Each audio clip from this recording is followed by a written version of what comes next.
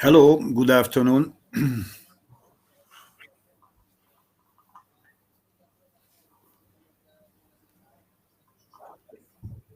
Good afternoon. We have 1 minute to start our seminar. So we will wait for a while.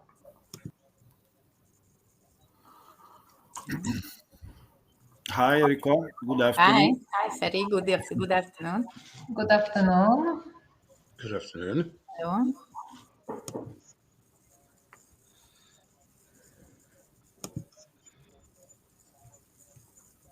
Good afternoon, Judith. So I think all the team members joined the seminar. So I think we can start. Okay. Ladies and gentlemen, my name is Agnieszka Greszczyńska and I'm a professor at the Kardynal Stefan Wyszyński University in Warsaw and a prosecutor in the National Prosecutor Office in Poland. I wish to warmly welcome you on our fifth scientific seminar titled Disinformation. The seminar will focus on the legal aspects of disinformation, which has currently become a serious problem, mainly due to the risk of creating and disseminating information through widespread access to internet and social media. And the aim of the seminar is to analyze the possibility of defining the concept of disinformation. We have 6 members of the cybercrime team presenting their papers at today's seminar.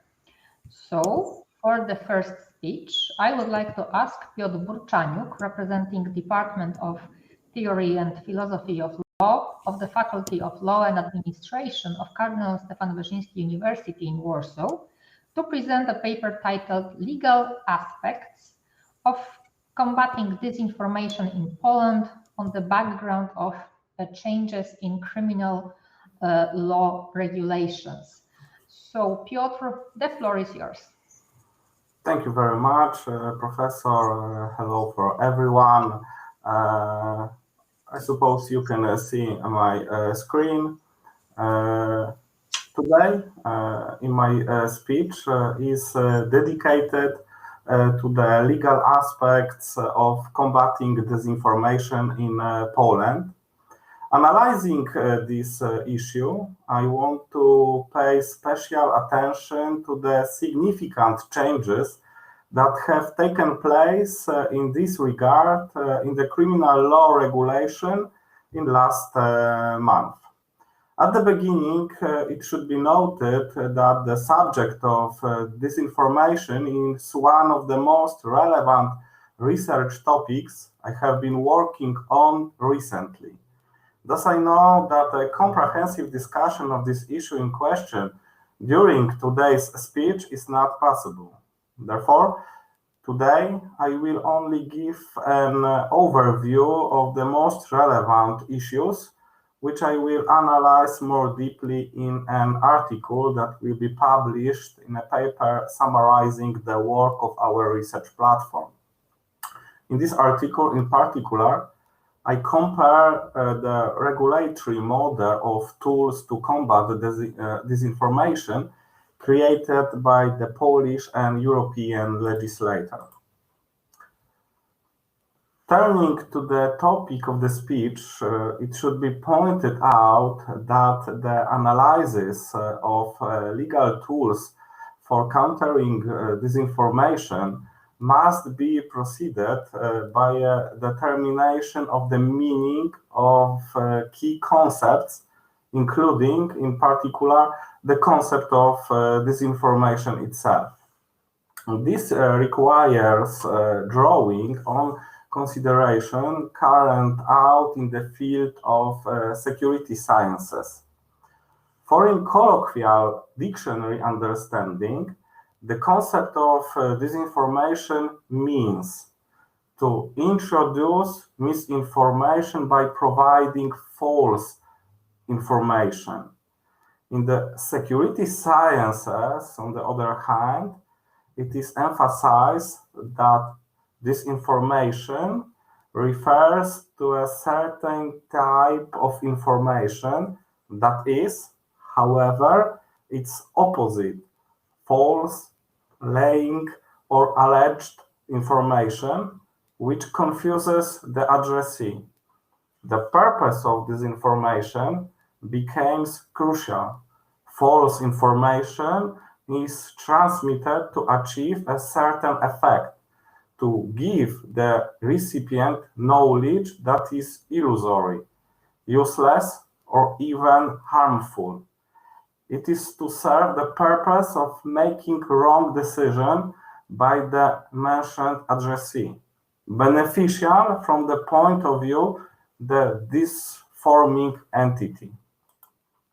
This information understood in this way feeds directly into current concepts of warfare, created mainly in Russian military doctrines. On the slide, you see an abstract of Valery Gerasimov's reflections included in the article The Value of Science in Prediction, known today as the Gerasimov Doctrine. These actions are most often called fourth generation warfare, but also hybrid warfare, special warfare, or asymmetric conflict. In these concepts, non-military means, such as disinformation, are intended not only to enable the effective use of military force, but often to directly replace it. An important element of this concept are activities known as influence operations. These include information operations carried out directly by the mass media, but also by cyber criminals and cyber terrorists operating under the control of a hostile state. These activities include spreading fake news, false information, or manipulating information. The aim of these activities is to destabilize the society of the attacked state, including undermining confidence in its authorities. Ongoing dynamic technological advances, especially in the areas of communications, mass media or social media, undoubtedly facilitate disinformation activities. It is the digital revolution that has enabled the spread of disinformation at a scale and speed never seen before. Indeed, disinformation is based on information overload, in which determining the true nature of information, much less its source, is impossible. Moreover, in states based on a democratic system of governance, the importance of information and the need to protect its security goes beyond a strictly military context. Information and access to it is one of the fundamental elements of democratic system, guaranteeing citizens an informed opportunity to shape political and social organizations. It is reliable that true information that provides citizens with the opportunity to co-determine state, including making informed decisions during elections and evaluating the conduct of the authorities selected through these elections. Verified and analyzed information is also the key to correct decision-making in the process of governing the state. On the one hand, an attack on the security of this information constitutes an attack on the democratic system of power. On the other hand, the threat to requires of special way to protect of disinformation. This is extremely important, especially from the perspective of Poland, a country bordering both sides of the conflict of the ongoing war in Ukraine. However, the legal possibilities for this protection are complex, mainly due to the rights and freedoms granted in democratic states led by freedom of speech. Turning to the legal aspect of combating this information, it should be pointed out that legal norms in Poland establishing tools aimed directly or indirectly at countering it can be generally divided into positive and negative. Positive regulations, particularly those of a constitutional and administrative nature, related to the organization of the functioning of the media market. It can be said that they define the standards for the transmission of information through the media. Negative provisions are based on the norms of administrative and criminal law, introducing different types of responsibility for enabling or conducting disinformation activities. According to Article 54 of the Polish Constitution, everyone is guaranteed the freedom to express his views and to obtain and disseminate information. The gathering of information itself is additionally protected by specific constitutional rights, including expressed in Article 61 of the Constitution, the right of access to public information. All three of the freedoms indicated are not absolute and are subject to limitations under the conditions set by the Constitution. At the same time, according to Article 14 of the Constitution, Poland ensures freedom of the press and other means of social communication. According to the Constitution, preventive censorship of the social media and licensing of the press are prohibited. Freedom from prior censorship is absolute and cannot be restricted. However, legal doctrine indicates the possibility of repressive censorship, consisting in the control of views after they have already been publicized. Going beyond the constitutional norms, it should be pointed out that an important place in the group of regulations of a positive nature are the regulations of the media law, leading by the press law and the law on radio and television, which organize the media market in Poland. The first of the aforementioned laws establishes, among other things, the principles of journalistic work, including, firstly, the obligation of the press to truly present the phenomena in question. Secondly, the order for journalists to be careful and honest in collecting and using press materials, and in particular, to check the truthfulness of the news received or to cite its source. The analyzed law adopts, following the regulation of European countries, the so-called formal concept of press freedom and the prohibition of press licensing. This means that those responsible for press material that violates the constitutionally or statutorily protected rights of others can be held criminally and civilly responsible. It is therefore the responsibility of those involved in the creation and publication of the press material and not of the title in which it was published. The liability takes the form of criminal liability for private offenses against honor and civil liability for violation of personal property. The second law regulates the broadcasting market in Poland.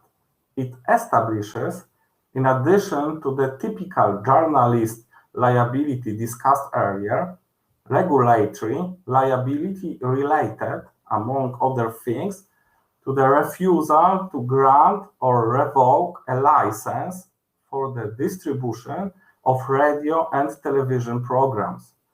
Administrative responsibility, so defined, is applicable when the dissemination of a program cause or could cause a threat to the interest of national culture, good morals and education, state security and defense, and the threat to the security of classified information.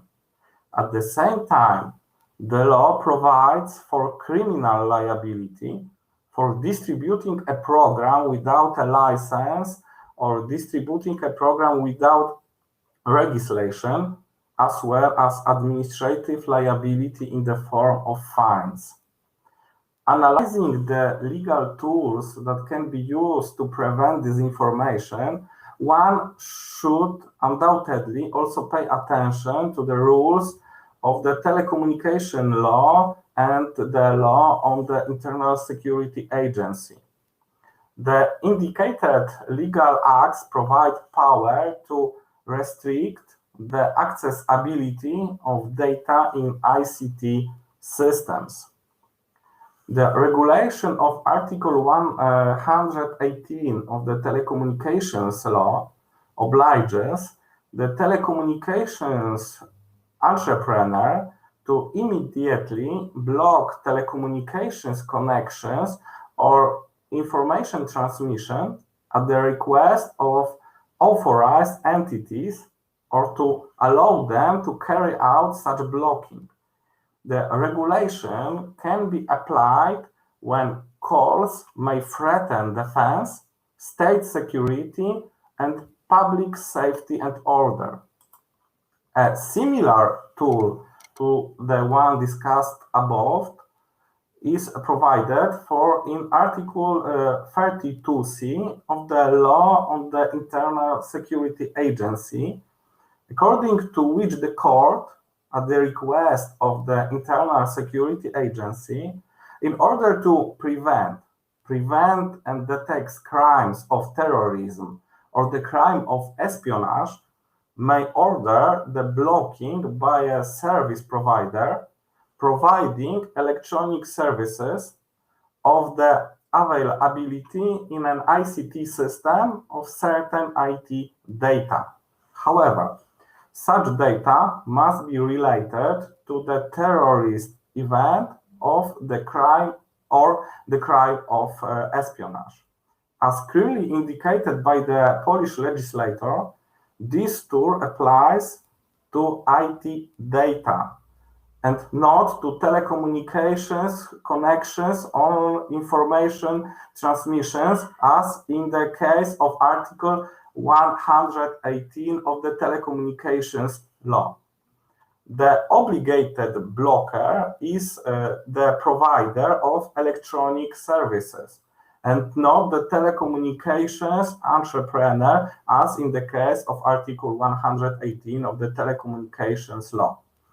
The different mode and manner of application of this tool has the effect of differing the scope of this blocking by making the blocked data completely non-available, rather than limited in availability, as in the case of Article 118 of the Telecommunications Law. When analyzing legal tools for countering disinformation, undoubtedly reference should be made to the provision of the Criminal Code. This is because it contains description of several criminal acts related to the conduct of various disinformation activities. Among them, the rules on state intelligence and counterintelligence protection are to the fore.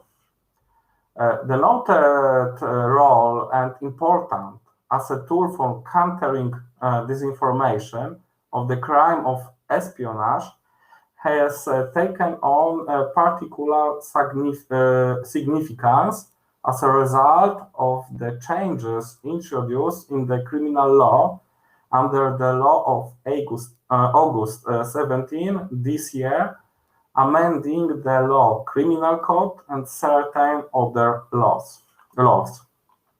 This law will come into force on October 1st this year.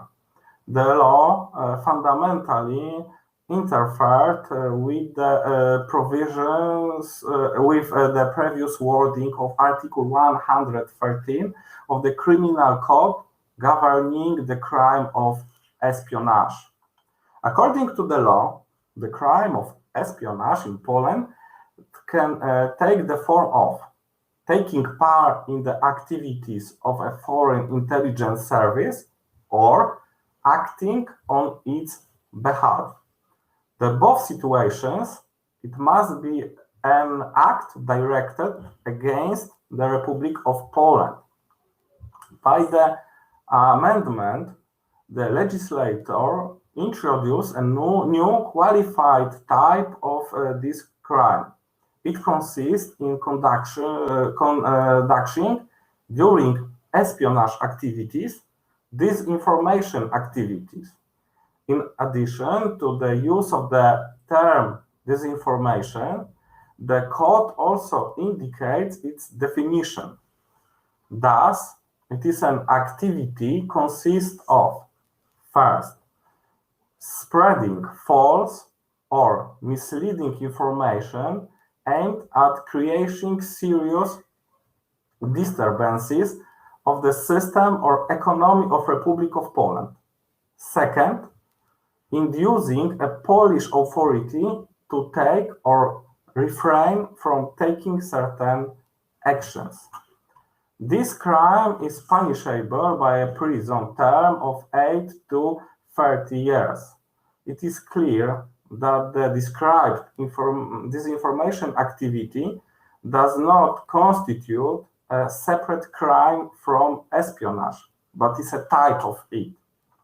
The cited new regulation of the crime of espionage, in the context of the main topic of today's speech, takes on fundamental importance. This is because it introduces, for the first time in the Polish legal system, both the term disinformation itself and provides its legal definition. My analysis shows that in the legal acts of European countries, there is no direct use of the concept of disinformation and its definition.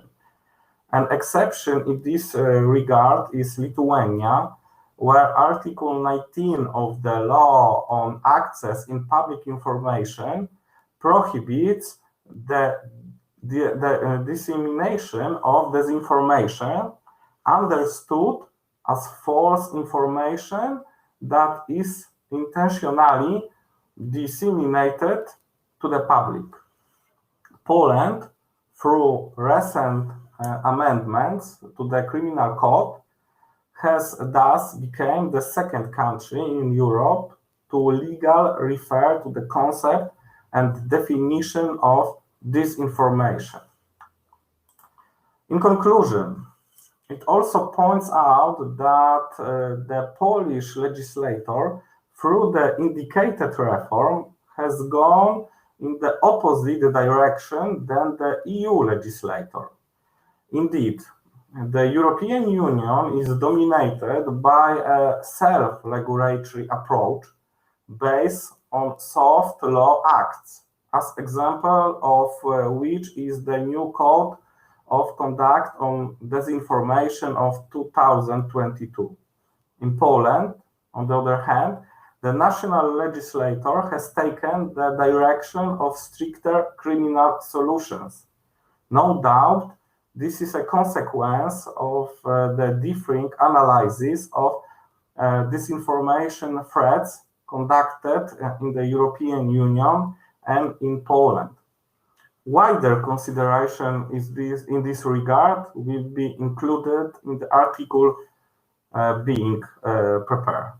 Thank you very much for your attention.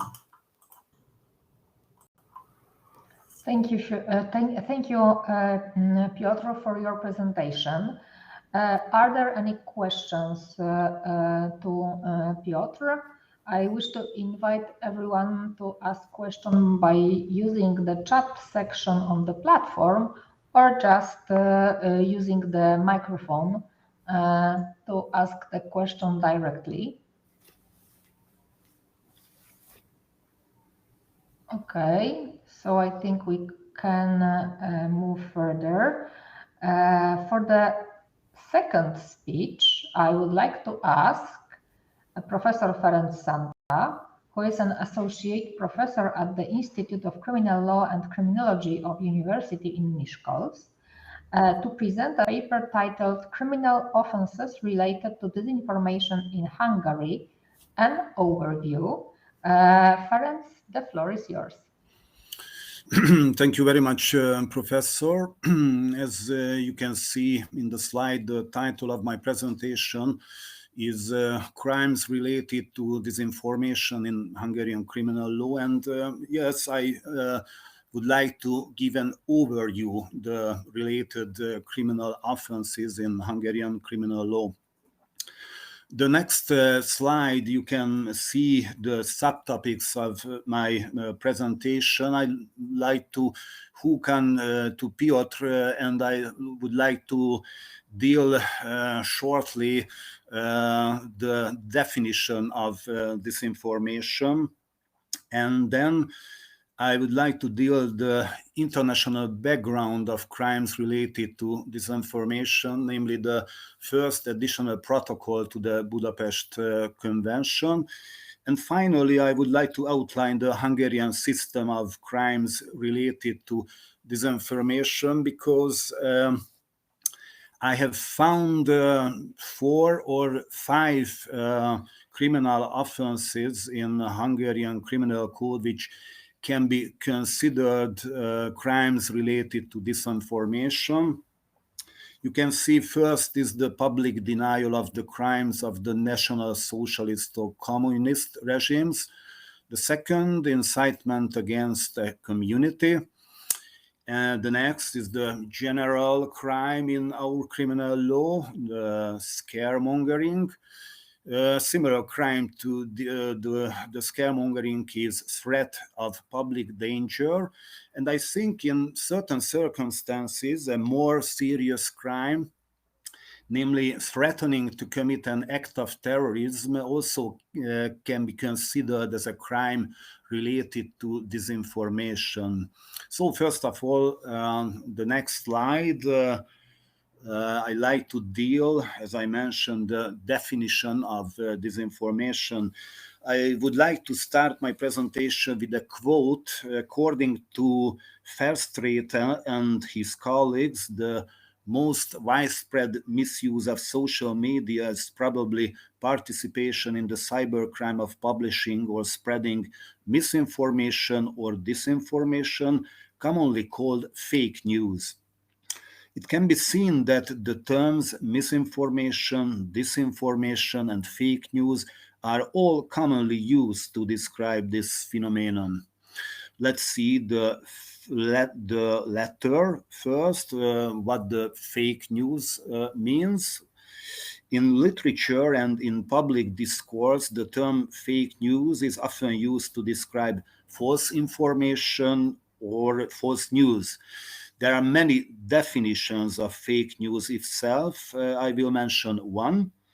According to the authors I have mentioned, 4 types of fake news can be distinguished based on whether or not the author's intention is to deceive the reader, or whether or not he or she is motivated by financial gain. On this basis, the first group of fake news is satire, which is a news or story that does not intend to deceive, but it has purposefully false content and is usually motivated by non-financial reasons, although profit may be a secondary goal. An example of satire is a news item on the Hungarian website called Hírcsárda, which says the first artificial intelligence-driven corruption in Hungary has been successfully completed.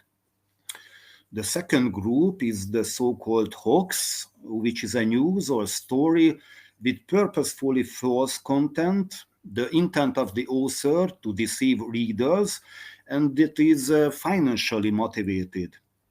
An example of the news that 1 week later you will have to pay for using the Facebook. The more people click on the website, the more money the author earns from the advertisements placed the website. The third group is propaganda, which is a news or information that is intentionally misleading or false. The intent of the author is to deceive the reader and motivated by the promotion of a political issue or viewpoint, regardless of the profit. The classic example of propaganda is the events before the 2016 US presidential election, when misleading information about Hillary Clinton's medical condition was published, which could have influenced the election results. And finally, the fourth category is trolling. Trolling is when someone posts or comments online with an intent to provoke a debate or emotional reaction. The result of trolling is to create negative feelings, anger, outrage, pain in others by biased or fake content. An example of the so-called visual trolling when a KFC customer posted a photo of a piece of fried meat shaped like a rat, which was, of course, in reality chicken meat with a strange shape. And if we see the next slide, the problem with fake news, however, is that it is not a scientific term and has increasingly become a political concept and cannot capture the complex problem of disinformation. There is an approach that distinguishes between the terms misinformation and disinformation. Misinformation means incorrect or accidental false information or opinion pieces, opinion articles. In contrast, disinformation is a deliberate misinformation, false information when the objective is to deliberately deceive or influence people. In January 2018, the European Commission appointed a high-level expert group to advise it on countering the spread of disinformation online. The expert group preferred the word disinformation over fake news. And according to the expert group, disinformation includes all forms of false, inaccurate, or misleading information designed, presented, and promoted to intentionally cause public harm or for profit. In this presentation, I will also use this concept as a starting point. It should be emphasized, however, that only some conducts covered by disinformation constitutes an illegal act, and only a small part of this constitutes a criminal offense. The larger part of disinformation is more likely to fall within the scope of cyber deviance. As the mentioned high-level expert group emphasized, disinformation is not necessarily illegal, but it can nonetheless be harmful for citizens and society at large. In my presentation, I focus on conducts that constitutes crimes, and I would like to introduce which offenses in Hungarian criminal law can be considered as crimes related to disinformation. But first, I would like to briefly outline the international legal background to the crime of disinformation. My starting point, as with other subtopics in our research group, is the Budapest Convention, more specifically the so-called first additional protocol to the convention. This protocol adopted in 2003, and it is concerning the criminalization of acts of a racist and xenophobic nature committed through computer system, and the protocol regulates illegal acts that are content-related cybercrimes and involve false information or facts. You can see in the slides the definition of racist and xenophobic material, and the protocol contains 4 criminal offenses. The first is racist and xenophobic motivated threat. The second, racist and xenophobic motivated insult. And then, which is more important for us, the third is dissemination of racist and xenophobic materials through computer systems, and denial, gross minimization, approval, or justification of genocide or crimes against humanity. If you see the next slide, I have to say that the last 2 offenses, Article 3 and Article 6, can be considered crimes related to disinformation. But if you see the definition of the crimes, it can be seen that the elements of disinformation cited earlier do not appear in the protocol, and the classic conduct of disinformation is not criminalized by the protocol. In contrast, the relevant legislation in some European countries usually includes more than these 2 offenses in the list of crimes related to disinformation, and or the legislator, the domestic legislator, codified the general offense covering various acts concerning false information.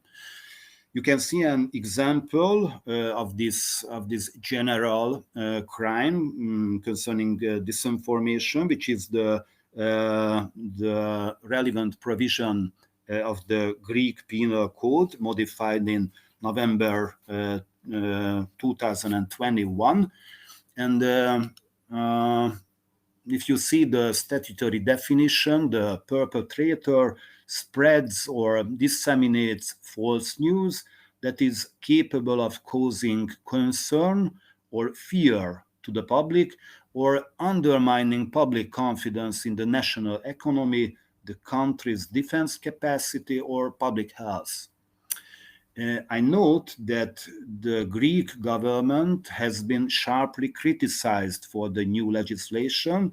The critics says that it is incompatible with freedom of expression and media freedom. According to the critics, there is a serious risk that the provision could be used to punish media professionals, civil society, and anybody who criticizes the government policies. The new text does not define what standards should be used to determine if something is false news, nor that any false information shared causes actual harm. In Hungary, there is also a general crime, but a narrower nature than the mentioned Greek offense called scaremongering, named scaremongering. But in addition, as I mentioned, 3 or 4 cyber-enabled crimes of the criminal code can be considered as crime related to disinformation. In my presentation, in this presentation, I do not deal with crimes against individuals, namely crimes that involve false information about a specific person, such as defamation or false accusation. So let's see the crimes related to disinformation in Hungary. The first is public denial of the crimes of the National Socialist or Communist regimes. In the slide, you can see the definition of the crime, and as you can see, the crime can only be committed in public, which of course includes offenses committed on the internet or social media. The conducts of the crime are denying, doubting, minimizing, or justifying the mentioned core international crimes. The crime is very rare in judicial practice. I mention a case from 2014. In this case, an article was published on an internet page about the grandson of the Auschwitz concentration camp commander visiting Budapest. The accused added a comment to the article in which he called the Holocaust holokamu. In Hungarian, kamu, the term kamu, means a lie, a fabrication. According to the criminal court, the accused made a statement in a public forum in which he questioned the fact of the Holocaust, namely the genocide committed by the National Socialist regime in Germany. It is worth mentioning that in 2013, a judge, a criminal judge, appealed to the Constitutional Court of Hungary, stressing that the crime is unconstitutional because it violates the requirement of legal certainty, the nullum crimen sine lega, and the freedom of expression. However, according to the Constitutional Court, the crime is not unconstitutional because it is a necessary and proportionate restriction of freedom of expression. And if you can see the next slide, the second special crime related to disinformation is incitement against a community. You can see the elements of the crime, and as we can see, the crime can also be committed only in public. The criminal acts are directed against protected groups or their members as defined by the code. During the last few years, the so-called hate speech against protected groups, in particular the Gypsies, Jews, LGBTQ people, and migrants, has been an issue of growing concern in Hungary. The question arises as to whether it is permissible, whether it is possible to express an opinion or critics on the protected groups, and to what conduct against protected groups raises the level of a criminal offense. The Constitutional Court, the Hungarian Constitutional Court, has examined the constitutionality of the crime on several occasions and defined how criminal liability should be balanced with the protection of the right to freedom of expression. The court has established that criminal sanctions are only deemed to be constitutional in the case of acts leading to the clear and present danger of violent actions or to individual rights. Based on the above, use of abusing or degrading language against a protected group does not constitute a crime. For example, if someone posts on Facebook the following, "dirty gypsies," it's not a crime in Hungary. Only the incitement to violence and incitement to hatred is considered serious enough to justify the application of a criminal sanction. The interpretation of incitement to violence is relatively clear. It is nothing more than a general call for violence against a protected group. If someone says, Gays have no place in Hungary, let's hang them. It is the crime of incitement against community. However, it is obvious that this criminal conduct is not related to disinformation. The interpretation of incitement to hatred is more difficult.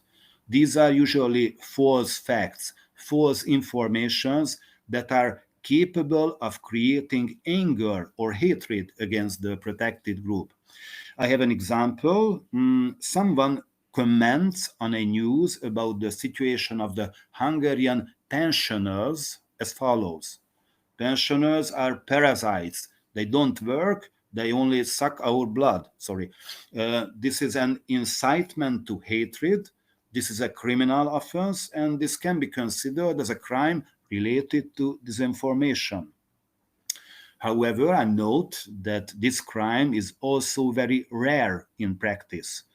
In Hungary, law enforcement agencies often conclude that the conduct of the perpetrator did not constitute an incitement to violence or hatred and did not create a direct threat to the protected group, so criminal proceedings are often terminated at the investigation phase or the prosecutor does not bring charges. And if you see the next slide, as I mentioned, there is a general offense in the Hungarian Criminal Code, which makes the false statement of a fact punishable. This is the so-called scaremongering. You can see the the definition, the statutory definition of the first case of the crime, and it can be seen that scaremongering is not a crime in itself, only if it is committed in public and in a place of public danger. Disinformation is carried out by stating an untrue fact or distorting a true fact which is in connection with the public danger. In contrast to the mentioned Greek crime, Hungarian scaremongering is much narrower. No wonder that in judicial practice there have been only 1 or 2 cases in the last 20 years. And in March 2020, under the COVID legislation, the Hungarian legislator amended the statutory definition of the crime and introduced a new case of scaremongering. You can see the definition, the new case, the definition of the new case, and you can see that it can only be committed during a special legal order, for example, in pandemic situation. But I will not analyze this crime. My colleague Judith will do it later. And if you see the next slide, there is a similar but a specific offense in relation to disinformation, which is threat of public danger. If you see the elements of the crime, it is important to note that the commission of the crime in public, it's not necessary. It is sufficient if the untrue fact has been made known to at least one person. Think about, for example, a telephone call. Disinformation is made by stating a false information that an incident involving public danger will occur. Important question, what an incident involving public danger means. This could be a fire, flood, earthquake, explosion, radiation, or an epidemic. An example of the latter situation, I have a case from 2020. In January 2020, the accused published fake news on his own website, which was similar to a news channel website, that Hungarian and Chinese people infected with coronavirus had been taken to the hospital. Some of them died. He also wrote that in Budapest, many infected people suddenly have collapsed and died in the streets. So the authorities are calling on the people to stay at home. It was a typical crime of threat of public danger. However, in Hungary, a real typical example of the crime is reporting to the police the planting of a bomb that does not exist. You know the classic examples. The accused does not want to attend to the criminal trial. The student does not want to take the exam in the university, so he or she calls the police concerning the non-existing bomb.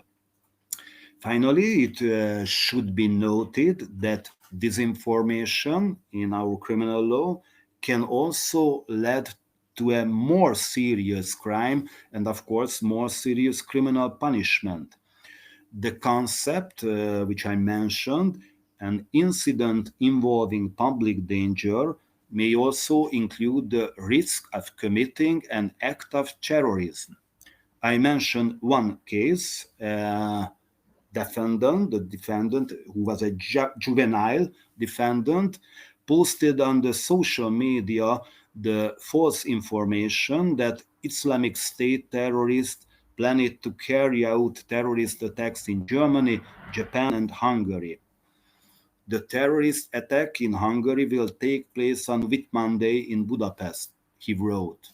Of course, he was arrested by the Counter-Terrorism Center for the crime of threatening to commit an act of terrorism. This crime, threatening to commit an act of terrorism, is much more serious crime. It is punishable by 2 years to 8 years imprisonment, and this juvenile perpetrator could face to an executable prison sentence at the end of the proceedings. Thank you for your attention.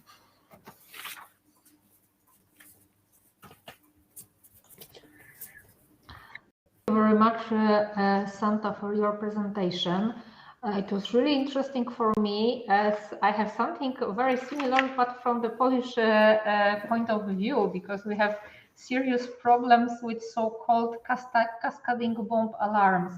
And it's really the serious problem, as we observe a lot of proceeding regarding this problem. And many perpetrators use this model. Of course, this model is also connected with hybrid threats related to the war on Ukraine. So it is really important issue, I think. So I hope we will discuss at the end of our seminar about how to fight with such threats and how to find the person responsible for that threats, because they are using mostly anonymous services and use techniques like spoofing, for example. Are there any questions to our speaker? If there are no questions, if there are no further questions, I would like to invite for the next speech Professor Judith Hasho, who is a head of Department of Criminal Law and Criminology and Vice Dean of the Faculty of Law and of the University of Miskolc, for the presentation titled Cyber Offenses Related to Disinformation in Hungary, the crime of scaremongering. So it's quite, so it is connected with the presentation made by Ferenc. Professor, the floor is yours. Thank you very much. Could you see my presentation? Yes, we can see your presentation. Yeah, Okay. and now we can see also the slideshow. The slideshow. Okay, thank you very much. The title of my presentation today is Crimes Related to Disinformation in Hungarian Criminal Law. And I would like to deal with the general crime of scaremongering. I would like to talk briefly about the history of the crime of scaremongering. After the introduction comments, I would like in the next part to give you an overview of the new case of the crime of scaremongering with the decision of the Constitutional Court of Hungary in this matter. And finally, if I have any time, I would like to emphasize some information about the praxis, about experience of criminal proceedings initiated for the new case of scaremongering. First of all, the policy of the European Union on disinformation is based on the idea that disinformation is not illegal in itself, but it is harmful. And the European Commission has made a distinction between illegal content and harmful content. However, there is a tendency in some EU member states to make disinformation illegal and to criminalize it, and they increasingly did so during the COVID pandemic. In 2020, the European Commission also admitted that some EU member states already had provisions, including of criminal nature, related to disinformation, and one member state introduced a specific new crime for spreading of disinformation during the state of emergency. The Commission only named Hungary. However, based on the results of survey of legislation in 27 EU member states, there are several other countries which have criminal law provisions related to disinformation. My colleague Ferenc Sánta has already mentioned the relevant provision of the Greek Criminal Code, and I would like to add further examples. You can see on the slide in which EU member states the criminal code regulates the crime. For example, in Malta, in Croatia, in Slovakia, or in Czech Republic. The Hungarian regulation of scaremongering also falls into this series of European legislative measures related to disinformation. In the following, I would firstly like to give a brief history on the regulation of scaremongering, then outline the modification of the crime in 2020 and the related decision of the Constitutional Court. Finally, I would like to mention some criminal cases from the praxis. First of all, about the history of this crime. The crime of scaremongering was already defined in the so-called Old Hungarian Criminal Code from 1978.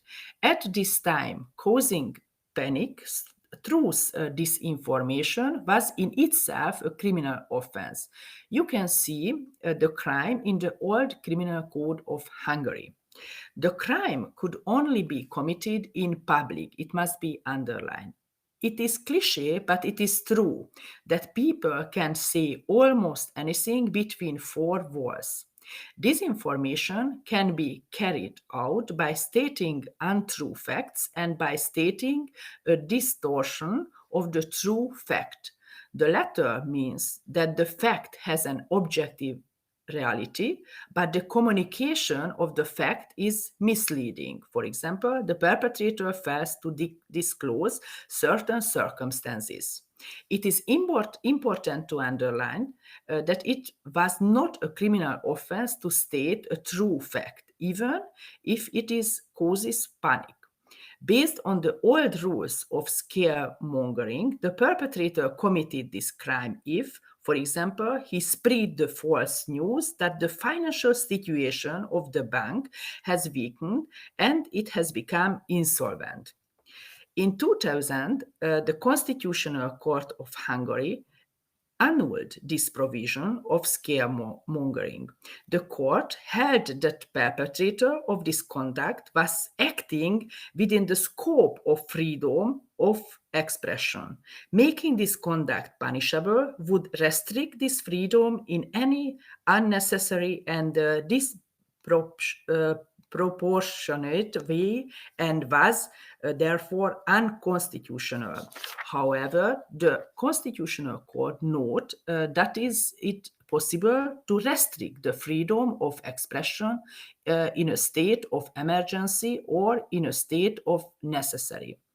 Based on the decision of the Constitutional Court, the legislator recodified the statutory definition of the crime of scaremongering as follows. You can see on the slide the definition of the scaremongering.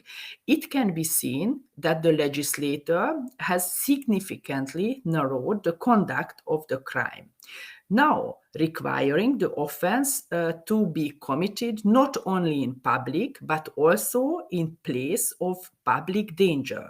Moreover, the disinformation must be connected to a situation of public danger, for example, fire, flooding. This would be the case if the perpetrator during the flood spreads the false news that the dams have broken and everything will be washed away.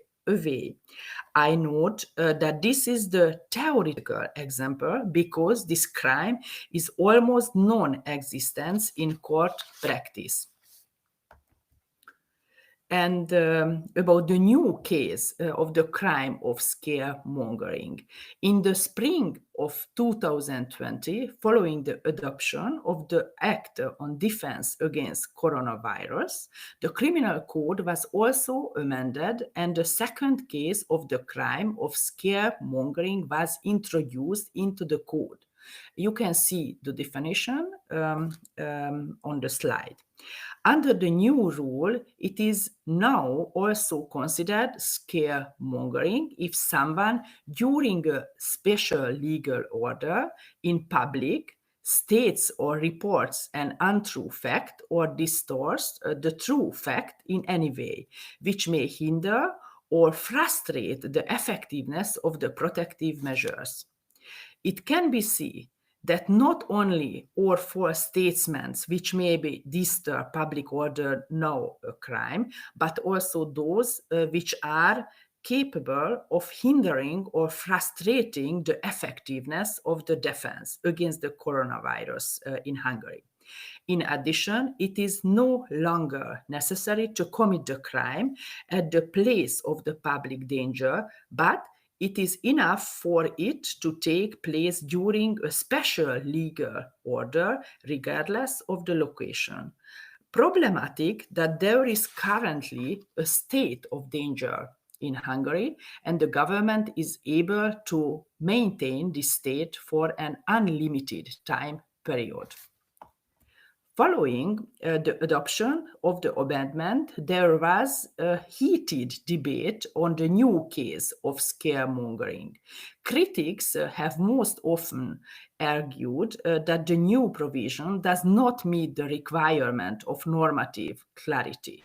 Moreover, a constitutional complaint was also submitted to the Constitutional Court, asking for annulment of the provision. According to the applicant, the provision violates the principle of the rule of law, in particular, the requirement of normative clarity, the principle of necessity and proportionality, and the contrary to the principles of the freedom of expression. And after that, after the constitutional decision, the complaint was reacted by the Constitutional Court, which held that the new provision does not violate the requirement of normative clarity. The elements of the crime can be interpreted, and this will be the duty of the court in the application of law. The court also correctly pointed out that the crime may only be committed intentionally. Consequently, the perpetrator must be aware that he is committing his act at the time of the special legal order, the fact he states in untrue or has destroyed the true fact.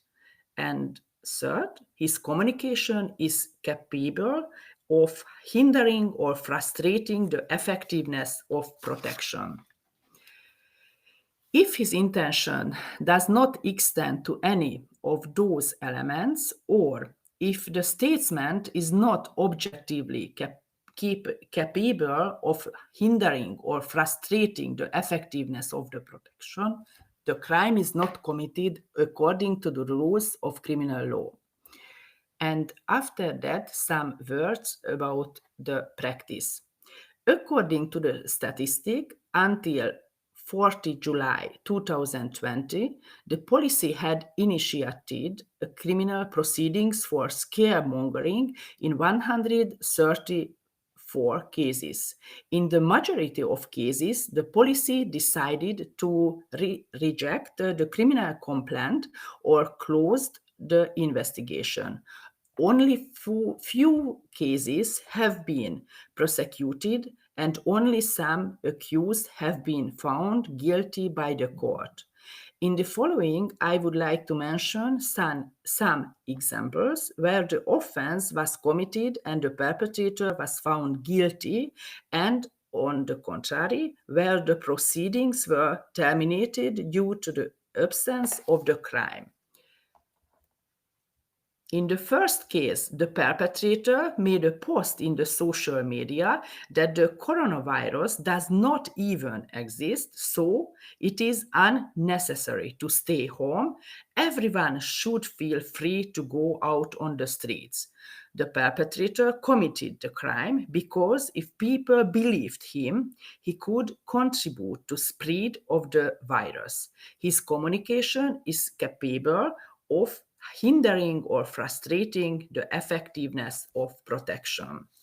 And in the second case, the perpetrator worried that there is not enough protective equipment in his care facility, so he decided to post a photo on social media with a nurse not wearing a mask. Under the picture, he wrote that this is the situation in healthcare. There are no masks in the hospitals. The above statement was capable of causing disturbance and hindering the defense because the perpetrator suggested that it was the general situation in the country. And after that, another case, the accused made the following one-sentence post on Facebook during the coronavirus epidemic. 1,170 hospital beds were evacuated in the town of Gyula. He was detained for 4 hours. His house was searched and his computer was seized. Later, the prosecutor's office decided that the accused didn't commit a crime. The sentence was not capable of hindering the preventive measures. Moreover, his statements was later confirmed as true. And in conclusion, we can see there are some of tools in this case in the fight against disinformation, and I think we can take up the fight against it is in a complex way, and the criminal law can mostly be a preventive tool. Thank you very much for your attention. Thank you very much, Judith. Are there any questions to the speaker? Okay, so if there are no questions, I wish to move to the next presentation titled Practical Issues of Disinformation in the Criminal Procedure, that will be presented by Professor Erika Roth, who is a head of the Institute of Criminal Sciences at the Faculty of Law, University of Miskolc. Erika, the floor is yours. And I think I have to give you this opportunity to present. Share the screen. Okay, thank you, Agnieszka. Okay. And now you are presenter, so now you can present your presentation. Okay, I hope.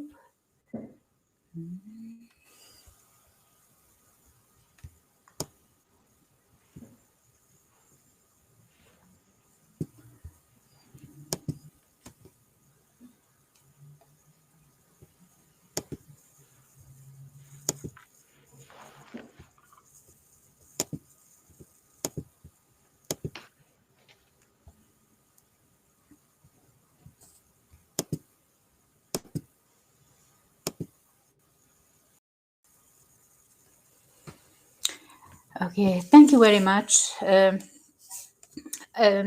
Continuing the analysis of the topic presented by Ferenc and Judith, after a brief general introduction of the fight against disinformation, I will talk about some cases, some similar cases that Judith did.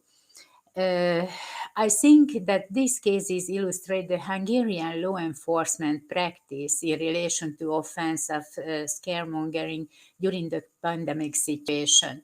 At the end of my presentation, I will deal some threats that have arisen or may arise in the criminal procedure based on the report published by the Europol. A number of studies have shown that mainly, but not exclusively, young people obtain their knowledge from internet sources. That is why it is of utmost importance that they find authentic, reliable information there.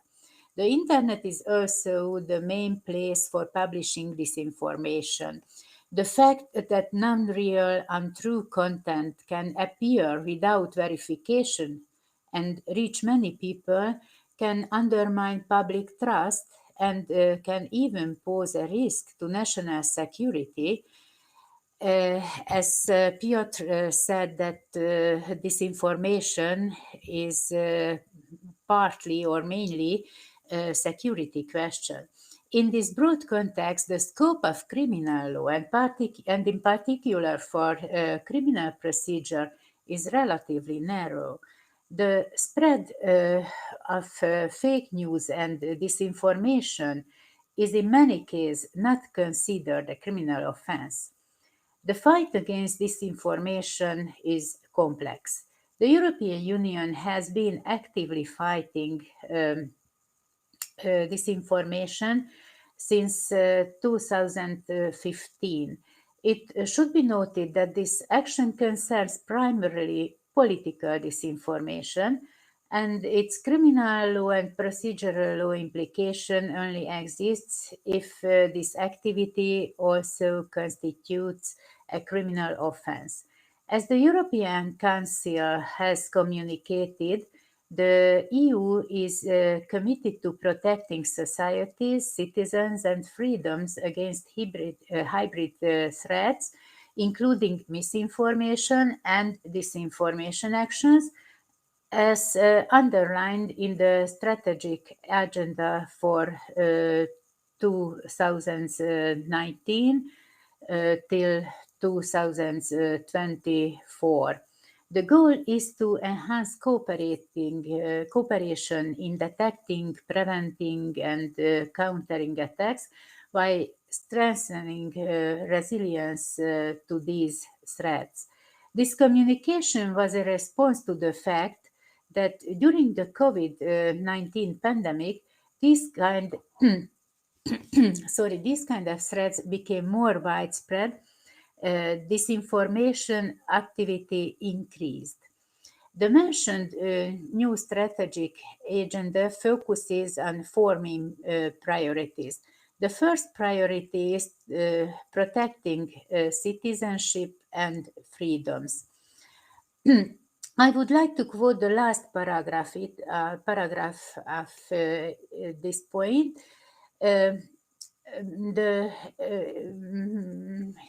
In the strategic agenda, it is written that we must protect our societies from malicious cyber activities, hybrid threats, and disinformation originating from hostile state and non-state actors. Addressing such threats requires a comprehensive approach with more cooperation, more coordination, more resources, and more technological capacities. And in the next slide, I try to describe, but it is not my own creation, but it is copied from the EU material. So I try to show the joint and coordinated action against disinformation within the EU. As concerns the rapid alert system, which is in the last segment, I can say that due to fake news and coordinated foreign disinformation activities surrounding the COVID-19 epidemic, the system was supplemented in June 2020 with a section focusing on fake news related especially to COVID-19. Judith and Ferenc presented in detail in which criminal offenses disinformation is relevant in the Hungarian legislation and which related activities are criminalized by the legislator. In general, disinformation is the deliberate and purposeful distribution of false information. Piotr Ferenc provided a more detailed definition of disinformation. This is only a summarize of the most important elements. The term is generally used to describe an organized campaign to deceptively distribute untrue material intended to influence public opinion. It has a political aspect because in recent years the term has become especially associated with the spread of fake news on social media as a strategy of negative political campaigning. As I mentioned, disinformation requires that the message be false, distributed purposefully, and with the goal of altering public opinion. Scaremongering would be the most obvious example of this among criminal offenses. The offense of scaremongering is covered by the criminal code, but as Ferenc said, and Judith also, it is rarely encountered by law enforcement. Law enforcement practice hasn't developed in this regard over many years, but the situation changed in several respects during the coronavirus epidemic. On the one hand, the legislator has amended the definition of the offense, as it was mentioned earlier, in the criminal code. The constitutionality of the legislative change was also examined by the Constitutional Court. According to the amendment to the penal code that entered into force on 31st of March 2020, scaremongering in public during a special legal regime, such as during an epidemic, is subject to a stricter penalty. The Constitutional Court didn't find the amendment unconstitutional. However, regarding the new regulation, it stated that it is a constitutional requirement that only the communication of a fact which the perpetrator should have known at the time of the committing of the offense to be false, or which he himself distorted, and which is capable of obstructing or frustrating the defense during the special legal order is punishable. During the epidemic situation, this became of considerable importance. From the point of view of the conduct of the criminal proceedings, it is interesting that in 2020, the year of the outbreak of the epidemic, the number of such crimes increased to an extraordinary extent already in the first half of the year. You probably know that in Hungary, pandemic situation really started at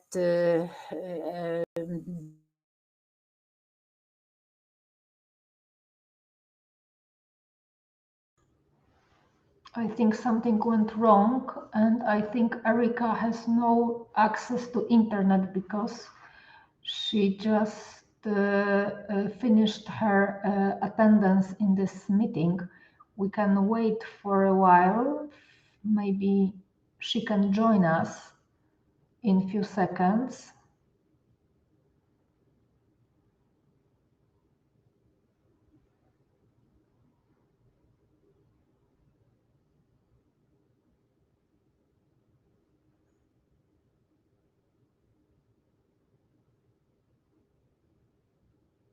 Oh, we can see Erika. Okay, I will just give her a presenter role. Okay, she's a presenter, so I think everything is fixed.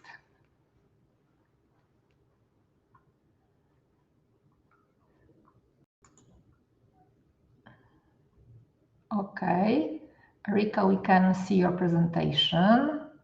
You have to turn on your microphone because your microphone is off.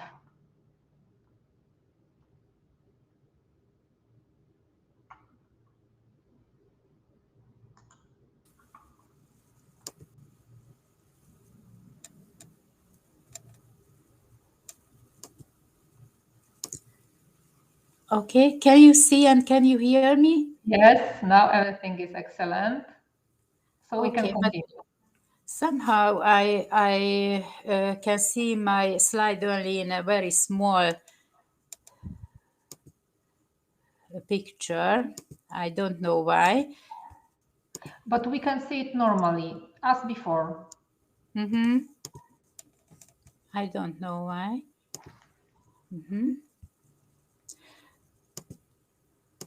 But I cannot change the slide.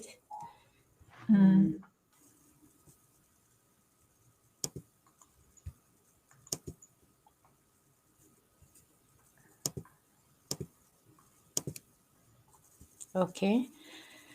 Now it is okay for me, but can you see it in normal screen?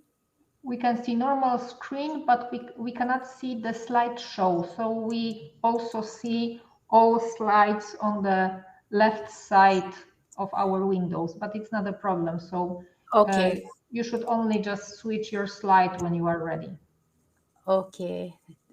So I try to continue where I stopped. So from the point of view of the conduct of the criminal proceedings, it is interesting that in 2020, the year of the outbreak of the epidemic, the number of such crimes increased to an extraordinary extent already in the first half of the year. However, the completion of the proceedings indicates that a significant proportion of the institution of the investigation were unfounded. A total of 131 criminal proceedings for scaremongering were ordered until June, for most of them in Budapest and Pest County. A total of 46 criminal proceedings were instituted in the capital and 17 in Pest County. The number of institution of criminal procedure for threats of public danger was much lower, with 37 in total. According to the National Office for the Judiciary, far fewer cases have reached court. 11 cases have been prosecuted, only 11 cases, for threats of public danger, and one for the crime of scaremongering, and only 6 of them were closed. According to National Office for the Judiciary data, the accused was found guilty in 1 case. Criticism related to the management of the epidemic situation were expressed by several people on social media. In several cases, criminal proceedings were initiated against these persons for scaremongering. In the following, I would like to briefly describe the most important procedural aspects of 4 such cases in order to illustrate the law enforcement practice, as Judith did. A man from a small city was arrested by the police for criticizing the government's actions on Facebook. He was arrested and involved in the proceedings as suspect. The man complained against the communication of suspicion and the arrest as well. The prosecutor's office granted the motion and found that the old man had not committed a crime at all. The question arises as to whether it was necessary to arrest an elderly man suspected of a not very serious offense. The second case, in the second case, the offense was committed, or it was stated that the case was committed by another man, a pharmacist, published an article entitled Freedom of Choice on his own website, in which he called the shopping time limit provided for pensioners a pointless measure. The government's measure viral propaganda, and the whole defense an artificially created hysteria. Regarding the mandatory wearing of mouth masks, he said that they do not fulfill their role as protective device. The pharmacist was subject to compulsory attendance during the search of his apartment at dawn, and then questioned as a suspect for scaremongering. He claimed that he had not committed a crime and insisted that he only published medical facts on his website based on scientific research. During his interrogation, the man complained against the suspicion as well as the search of his apartment and the seizure of the devices in his home, but the prosecutor's office rejected all 3 complaints and asked for a suspended prison sentence in the indictment. According to the indictment, his act was suitable for denying the existence of the pandemic in public, and were not only aimed at obstructing the purpose and effectiveness of the protective measures, but his behavior was also suitable for disturbing public peace. The district court sentenced the pharmacist to 1 year imprisonment without trial for scaremongering during the special legal regime, but suspended the execution of the sentence for 2 years. The pharmacist and his lawyer did not accept this either, and requested holding a trial. At the trial, he was sentenced to the fine of 100,000 forints. It is about 300 euros. An appeal was lodged against this decision. The Court of Appeal changed the previous sentence of the district court, and instead of 100,000 forints fine, it only reprimanded the accused. This case is also very interesting, as instead of a relatively severe suspended prison sentence, the court imposed the lightest sanction on the accused in the final decision.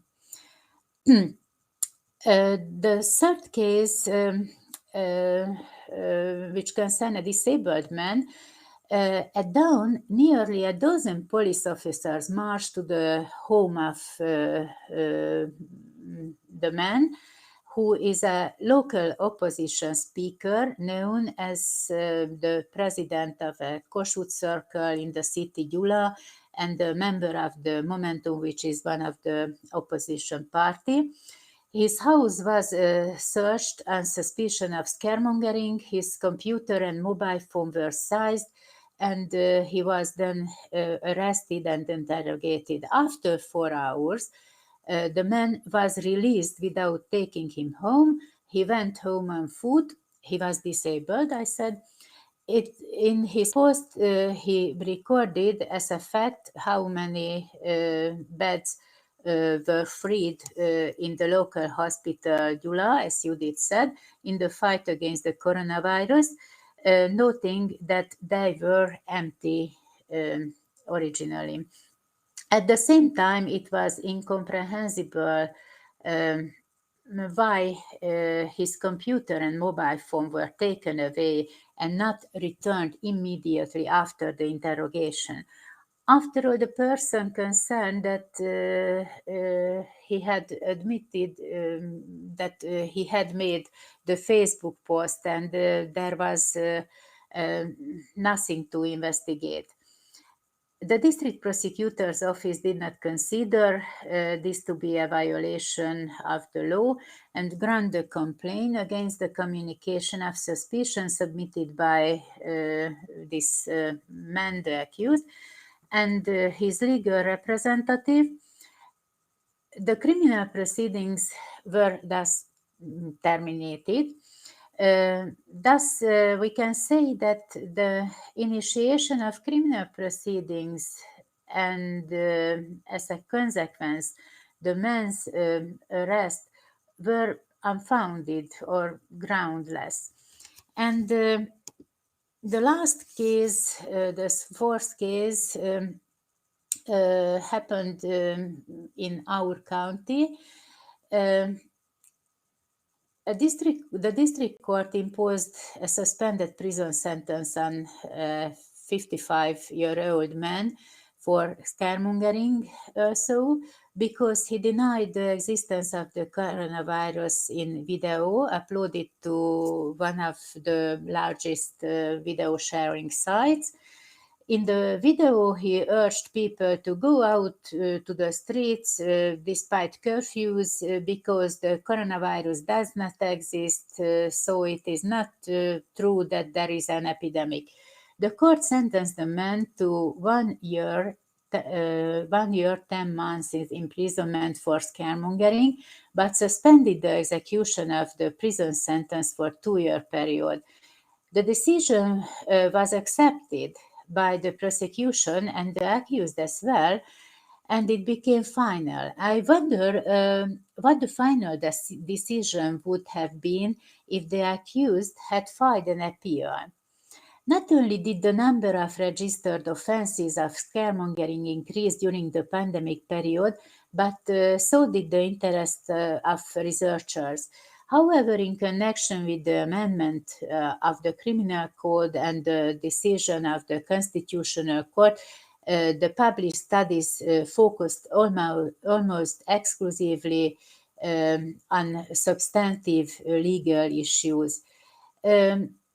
One author in his study summarized the results of research examining the case files of 50 proceedings initiated due to the scaremongering. He also deals with substantial law issues, but he wrote that none of the cases investigated at the Capital Prosecutor's Office and pending between 2019 and 2022 reached the level of indictment. We must not forget that the pandemic was a special situation from a criminal point of view, not only because of the scaremongering. Europol in April 2020 published a report with the title Catching the Virus, Cybercrime, Disinformation and the COVID-19 Pandemic. Now I would like to cite the first 2 sentences of the introduction, which summarize why the pandemic situation was a paradise for cybercriminals. Cybercriminals have been among the most adept at exploiting the COVID-19 pandemic for the various scams and attacks that carry out. With a recorded number of potential victims staying at home and using online services across the European Union during the pandemic, the ways for criminals seeking to exploit emerging opportunities and vulnerabilities have multiplied. So I am sure that cyber attacks were more widespread in Hungary as well, but disinformation got attention for another point of view. And in the last part of my presentation, I would like to deal with some difficulties of evidence.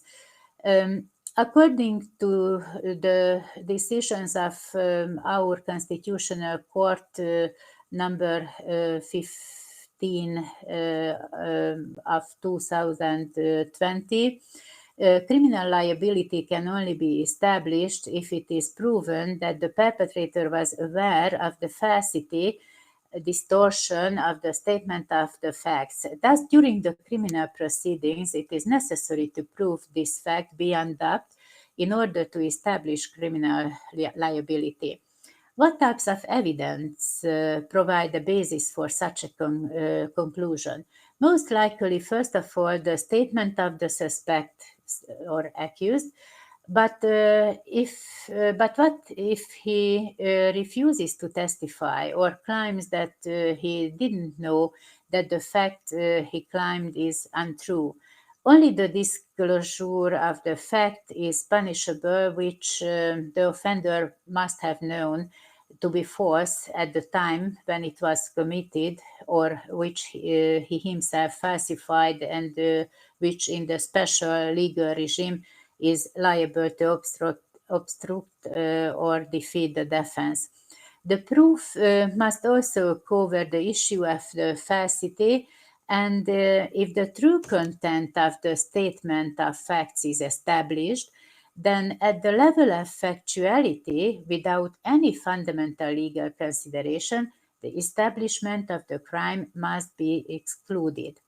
A person sharing information on social media platforms may commit an act of misinformation if the source turns out to unreliable and the information incorrect, but he or she believes it to be true. Let me quote a report of the Europol published in 2022, which points out very precisely what the fundamental problem with disinformation in criminal proceeding is. On a daily basis, people trust their own perception to guide them and tell them what is real and what isn't. This applies not only to people in their private lives, but also law enforcement officers trying to do their jobs. First-hand accounts are valued higher than second-hand version of an event. Auditory and visual recordings of an event are often treated as a truthful account of an event. Photographs, videos, and sound recording are important intelligence for police work and may be used as evidence in court. But the Europol report put the question, what if these media can be generated artificially, adapted to show events that never took place, to misrepresent events, or to distort the truth? In court, audiovisual evidence is usually trusted to be an authentic representation of events. Whether the file is extracted from the phone of the suspect, downloaded from social media, or received from the CCTV system of a shop near to crime scene, the authenticity of the skin depicted it not usually questioned. With the rise of deepfakes, it will become increasingly important to scrutinize such content and verify if it is real or somehow artificially manipulated or generated. Although new technologies are appearing, falsification of evidence is not a new phenomenon. Law enforcement has always had to deal with fake evidence and therefore is in a good position to adapt to the presence of deepfakes. Fake evidence has always existed, and law enforcement agencies have procedures to place to assess the value of evidence. These procedures are developed for the types of forgeries already known and will have to be updated continuously with the rise of deepfakes. Law enforcement authorities, in addition to increasing the expertise of their own staff, will probably be forced to use experts several times to determine whether a given recording is real or fake. Another potential use of deepfake technology could cause a chaos in the work of investigating authority. For example, as the Europol report mentioned, in police investigations, law enforcement may chase the wrong suspect of a crime when a deepfake version of the suspect fleeing in a crime scene goes viral on social media, thereby giving the suspect, the real suspect, the opportunity to get away. And only conclusion I can formulate is that technological development and using artificial intelligence in different fields of life is a good and useful phenomenon, but benefits of them are and will be used by criminals to perpetrate a crime or to make it difficult to detect and prove the crime, especially falsifying or manipulating electronic evidence. As it is written in the mentioned Europol report, the tendency is that criminal actors become early adopters of new technologies. As a result, they are always one step ahead of law enforcement in their implementation, use, and adaptation of these technologies. Researchers are expecting criminals to increase their use of deepfakes in the coming years. This shows it vital to understand the deepfake threat and prepare ourselves. Policymakers and law enforcement agencies need to evaluate their current policies and practice and adapt them to be prepared for the new reality of deepfakes. Law enforcement agencies will need to not only upskill their workforce to detect deepfakes, but also invest in their technical capabilities in order to address the upcoming challenges effectively while respecting fundamental rights, which is also a very important question. Thank you for your kind attention. Thank you very much, Erika. Are there any questions? I wish to remind you that you can also ask questions at the chat section on the platform. If there are no questions, I wish to proceed to the next presentation titled The Use of Deepfake by Criminals, a Threat Analysis, that will be presented by Professor Rafał Wielki, who is an assistant professor and deputy dean at the Faculty of Law and Administration at the University of Opole. So the floor is yours. Okay, thank you very much, Professor. Can you give me any feedback if my slideshow is visible? Yes, everything is perfect. We can see your slideshow, so we can proceed. Great. Okay, so the use of deepfake by criminals, the threat analysis, is the topic of my today's speech. This is because criminal activity related to the use of disinformation activities can be particularly dangerous when perpetrators use artificial intelligence tools. Here we will focus primarily on the danger dangers associated with the use of deepfake technology.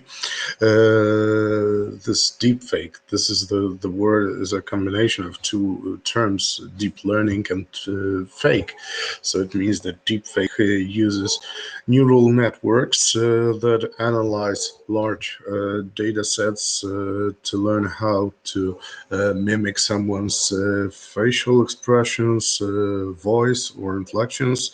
Very often deepfake can be used to manipulate a photograph, audio recording, or video. This is dangerous because deepfake can easily lead to mass belief in some false picture of reality.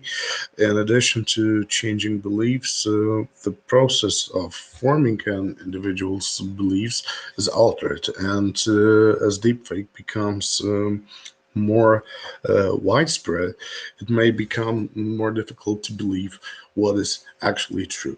Okay, so in general, deepfake images and videos can be categorized in as follows. We can talk about face replacement, face reenactment, face generation, speech synthesis, or shallow fakes. And I would like to show you a few examples of each category. So if we talk about face replacement, we're talking about swapping the face of one person by stitching it into another person, as we can see on the photo. On the right side, we have a deepfake with photo use of one woman, and it has changed faces from two different images. The second thing is face reenactment. It's manipulating the features of a target's face to make it look like they are saying something, but they didn't say this. It can be also made in real time. I would like to show you this example as a video, and I hope that this will work. So let's try.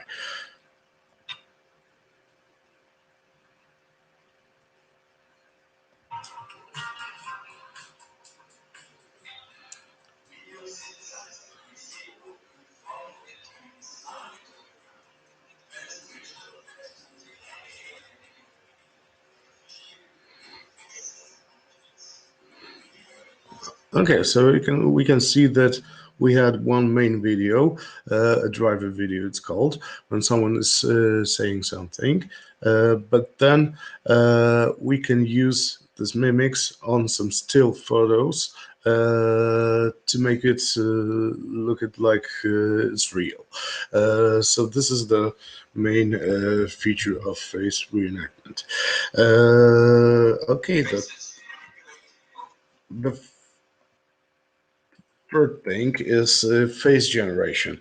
This is creating convincing yet entirely fictional synthetic images of individuals.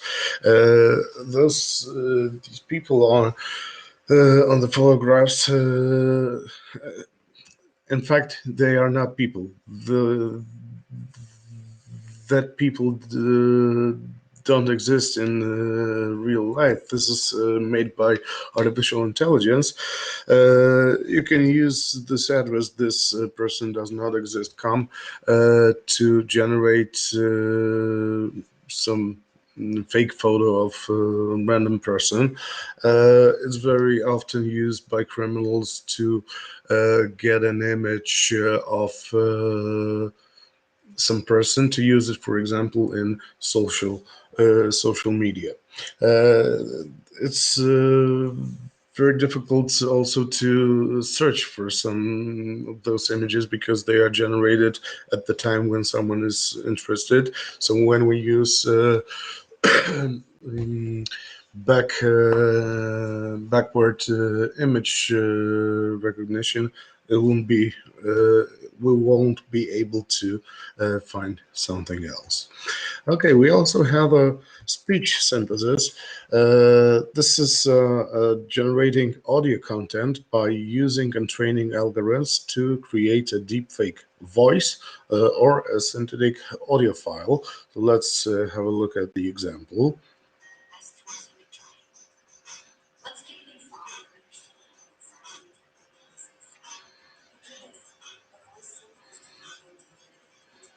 Okay, so it looks kind of realistic, but this woman on the picture is not telling those words that we hear. This is the example of a speech synthesis. And we have the last one, shallow fakes. This is creating audiovisual forgeries of a less sophisticated nature using rudimentary editing techniques. Let's have a look at this example. What's interesting?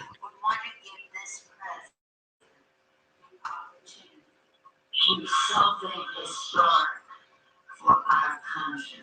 Because we are not the original, when versions of the same video were shared on other users on different platforms. Okay, so we have a politician here with manipulated video that was suggesting that the politician was drunk when was appearing live on some public event. It was also spread by some fake accounts, not only on social media, to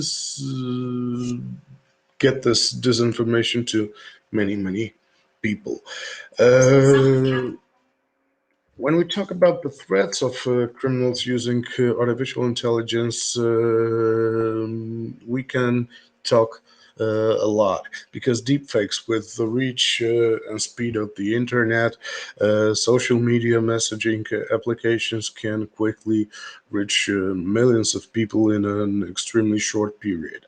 With regard to such a short time frame, deepfakes present considerably potential for a range of malicious and criminal purposes, which includes, for example, destroying the image and credibility of an individual, harassing and or humiliating individuals online, perpetrating extortion and fraud, facilitating document fraud,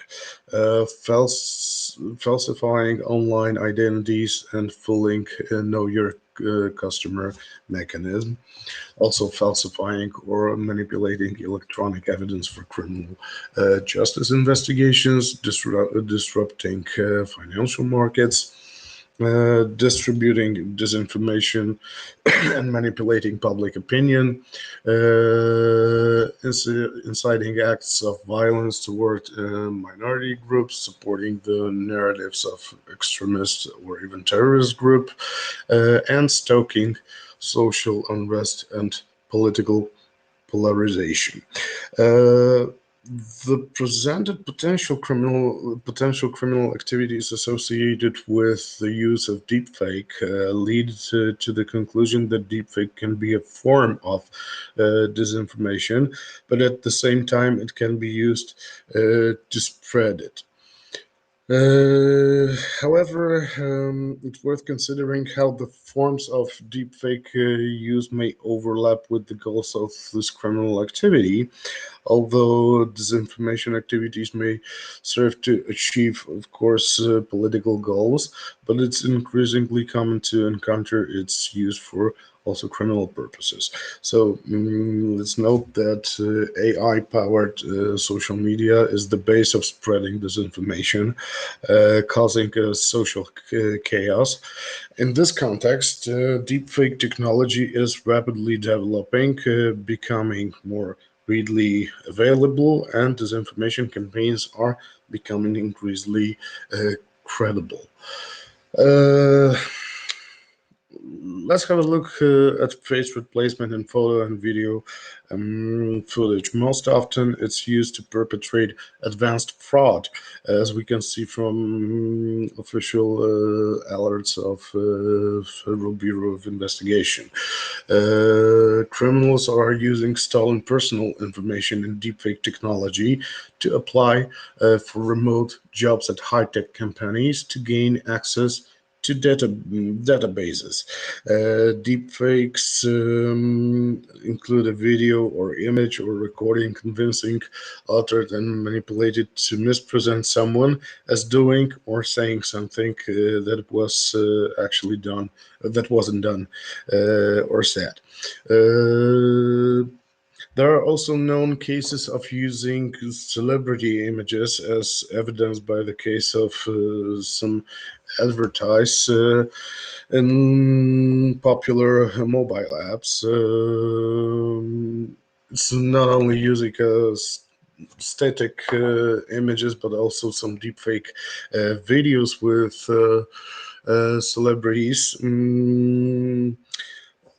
Generally, it's to advertise financial investment opportunities, but mainly we have a problem of scam with those situations. There was one situation concerning American rock star, American legend, Bruce Springsteen, who had fake social media accounts that were connected to his name, and social media users are reportedly being falling for scams in which bogus celebrity ask fans to send money via gift cards for services such as iTunes. There was a woman, let's say, name of Mary. She sent almost $11,000 to fake Bruce Springsteen account, who was, as she said, flirting with her and sending some messages. This is the one of the schemes that cyber criminals use, because those conversations were made by a software that used artificial intelligence. Of course, we can also think, how is it possible that this Lady Mary believed that legendary rock star wanted to borrow some money, especially $11,000, when the man earns millions of dollars every year, I guess. But those schemes are pretty popular. Also, Europol points out that the phenomenon of non-consensual pornography is also a problem, because we have a victim's face appearing in a place of some pornographic film actor in scenes of sexual acts. The motivations for creating this type of fictional content may be many, because some perpetrators want to try satisfy their erotic fantasies, or are characterized by some sexual preference disorders, but it also happens that such actions are used to discredit someone, as well to extort a ransom, or simply it's just an act of revenge. The phenomenon particularly exposes women who are more likely to become victims of such as criminal activity. But it's important to remember that deepfake pornography destroys the sexual privacy of victims, and it strips from humanity, as some people say. But a significant modern threat is the use of face generation by criminals. It's already possible to create a high-quality image of non-existent persons, which criminals are eager to use to create fictitious online identities used, for example, as internet troll profiles on social media. Also, we have a problem with a deepfake issue that I believe it's going to be presented in a little while by Professor Agnieszka. I mean audio deepfakes, because voice spoofing techniques have become an increased the threat on voice interfaces due to the recent breakthroughs in speech synthesis and voice conversion technologies. Imitating the sound of someone's voice can cause many risks, as can imitating an image. Both image and sound are sometimes used in biometric security, making the risk of attack by criminals especially high. It's not difficult to imagine a situation in which a voice recording manipulated with artificial intelligence could serve as a false evidence in criminal cases. So to sum up, we can see that the dangers of criminals using artificial intelligence to distribute disinformation content are many, and the problems presented are more of a heuristic to draw the reader's attention to the potential for the development of cybercrime. Cyber criminals are eager to use artificial intelligence algorithms that allow them to deceive victims by generating false images or audio. Excuse me. Also, deepfake technology allows anyone to create a recording or image that may suggest that a person, such as politician, for example, said words that actually weren't said. So, increasingly, we are hearing about deepfake disinformation, creating media hype, causing political and social unrest, or working against businesses. But the deepfakes themselves are also sometimes referred to as 21st century photo montage. It's important, however, that in the face of growing risks associated with the use of modern technology by criminals, the methods of law enforcement agencies should be appropriately selected, as well as the creation of effective laws that are in line with modern times, which will be also the subject of our considerations in this project. Thank you very much for your kind attention, and if you have any problems, if you have any questions, I will be more than happy to answer them. Thank you very much. Thank you very much, Rafał, for your question. Are there any questions to the speaker? If not, I think I'm the person who should present my screen now. So, okay. Now you should see my screen. If you only could confirm me that everything is okay. Okay, so I'm ready to present. Title of my speech is connected with new challenges posed by the use of deep voice, deep fake, deep face, and caller ID spoofing by cyber criminals.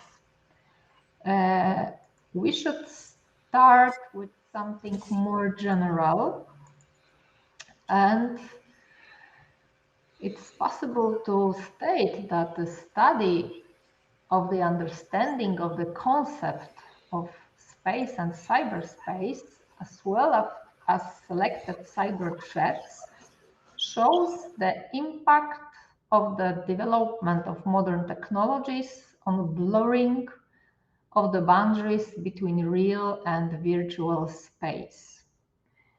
During my presentation, I would like to analyze some new challenges, pointing out the most common modus operandi of perpetrators.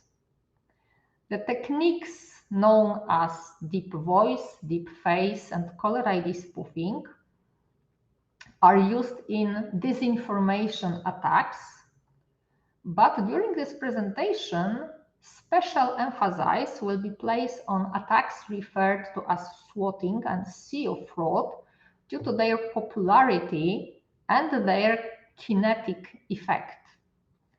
This will be followed by a presentation of the legislative measures taken in Poland to limit the effects of attacks using spoofing and identity theft, and providing a basis for criminal liability. So, of course, technical progress, especially the expansion of Internet of Things, are resulting in increasingly strong and complex interconnections between virtual and real space. Cybercriminals use both simple and very sophisticated tools, vulnerabilities, and security holes to achieve their goals. And attacks usually combine the use of technical tools with social engineering. Artificial intelligence may open new avenues in manipulation and attacks methods, as well as new privacy and data protection challenges. Of course, as Rafał said, criminals can use AI to facilitate and improve their attacks by maximizing opportunities for profit in a shorter time, exploiting new victims and creating more innovative criminal business models. What is important? We observe models cybercrime as a service. So today I will be talking all about, for example, this model known as swatting as a service, but of course we have also artificial intelligence attacks as a service. And as this model is more popular, it will lower the barrier to entry by reducing the skills and technical expertise needed to employ AI in specific attacks. So in my presentation, I will focus on spoofing, which is usually a measure that leads to the adversary's objective, and its use in disinformation attacks, as well as artificial intelligence in these models known as deep face and deep voice.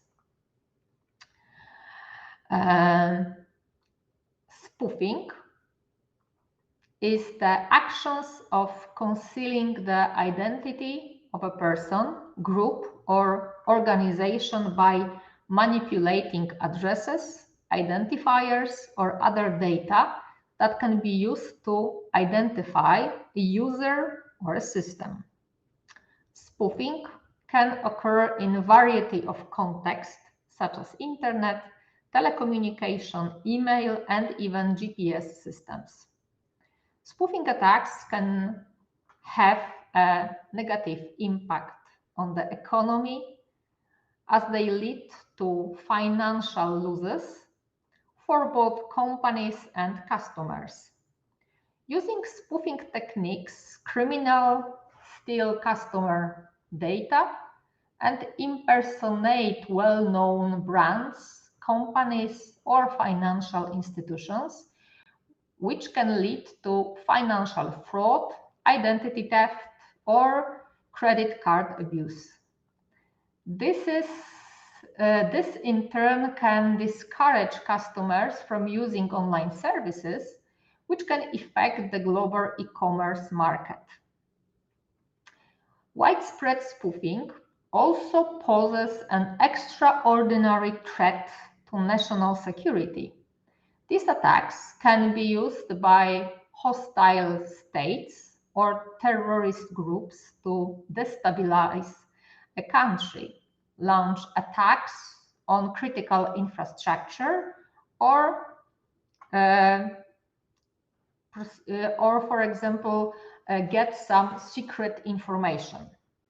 An example of such attack is, for example, GPS spoofing, which can mislead military, aviation, or naval navigation systems, or the spoofing of phone calls targeting Polish politicians, which has intensified in recent years. Spoofing can lead to violations of individuals' privacy by stealing personal data, passwords, and financial informations. So criminals can impersonate friends, relatives, company employees to extort sensitive information. In addition, successful spoofing attacks can inspire other criminals to attempt such activities, further contributing to the continued growth of cybercrime.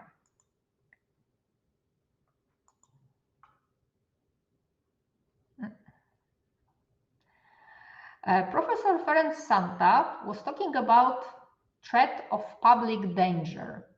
In Polish law, we have some such regulation, and we observe growing number of cases related to threat of public danger. Colloquially, some of the acts included in this category in the United States are referred to as swatting. So swatting is when someone calls in a bogus threat in an attempt to direct law enforcement resources to a particular home, school, or other location. Often, swatting calls result in heavily armed police raiding at an innocent victim's home. So this is a problem in the United States of America, but in Poland, we have the same problem. In Poland, instead of swatting, we call these attacks as cascading bomb alarms or cascading bomb alerts. From 2021, the use of caller ID spoofing for reporting threats of public danger has increased significantly. Caller ID spoofing is the practice of causing the telephone network to indicate to the receiver of a call that the origin of the call is different from the true origin. So swatters use this to make the caller ID displayed, shown a telephone number different from that of the origin. Text or speech conversion software has evolved to a point where it is almost impossible for a human to distinguish the generated speech patterns from a real human. Also, artificial intelligence can be used to instill a voice actions to voice acting into the spoken text, so the message sounds panically, threateningly, or whatever emotion is needed to make the message sound more realistic.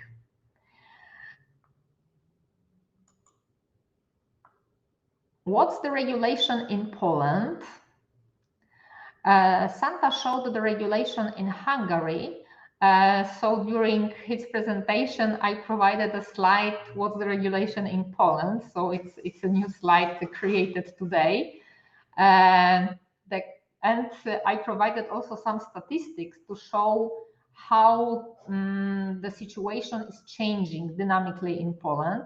So the Causative Act consists of the notification of an event endangering the life or health of a large number of persons or large-scale property, which notification has the effect of triggering an action by a public utility institution or an authority for the protection of security, public order, or health with a view to averting the danger or of creating a situation which is intended to cause the institution or authority to believe that such a danger exists.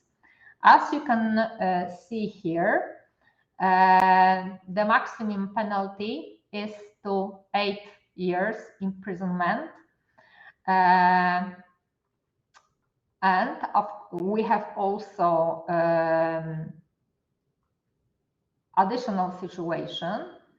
If the perpetrator of the acts referred to in paragraph 1 reports more than one incident, is subject to the penalty of deprivation of liberty for between 2 years and 12 years. So it's much higher than in Hungary. This graph shows the number of registered cases under Article 224a Polish Criminal Code concerning false information on a threat. So as you can see, from 2020, the number of cases is growing rapidly. This crime mostly is also connected with identity theft, because of course perpetrators impersonate other people. So if we are talking about identity theft, actually this crime, the subject to it's a crime according to the Polish Criminal Code, and maximum penalty is up to 8 years imprisonment. The same techniques, that is spoofing, that is deep fake, because deep fake, I'm talking about the deep voice and deep face, but it is all deep fake. The same techniques are used, excuse me, something, I don't know if you see my presentation, I'm afraid that something wrong has happened. Oh, okay, do you see my presentation properly? It should be okay, okay, I just check it. So the same techniques are used in the attacks targeting monetization. Both spoofing and impersonation are used in so-called SEO frauds attacks and attacks on bank customers. So here you have some examples from Polish press and international press. The perpetrators use the anonymizing network Tor and VPNs or proxy when sending messages and logging into an email account, which provide an opportunity to hide their identity. All necessary tools are available online. That's why we can say about the model swatting as a service. And that's why we observe services providing necessary tools for IP spoofing or caller ID spoofing. And analysis of the files of investigations conducted in prosecutor offices, as well as posts on forums promoting so-called cascade bombing alarms, indicate that perpetrators impersonate other internet users using paid services that allow vulnerable or infected devices to be used as proxy. Those involved with sending so-called cascade bombing alarms, both on forums in the Tor network and on so-called channels also post instructions on how to send a threat message while remaining anonymous, and publish lists of emails, addresses of schools, kindergartens, and other institutions to which explosive information can be directed. We observe also some evolution. So at the beginning, there was, let's say, normal cascading bomb alarms. Then we saw also cascading criminal threats to individuals from the leaked National School for Judges and Prosecutors database. Then we have personalization. And then we observed caller ID spoofing with personalization.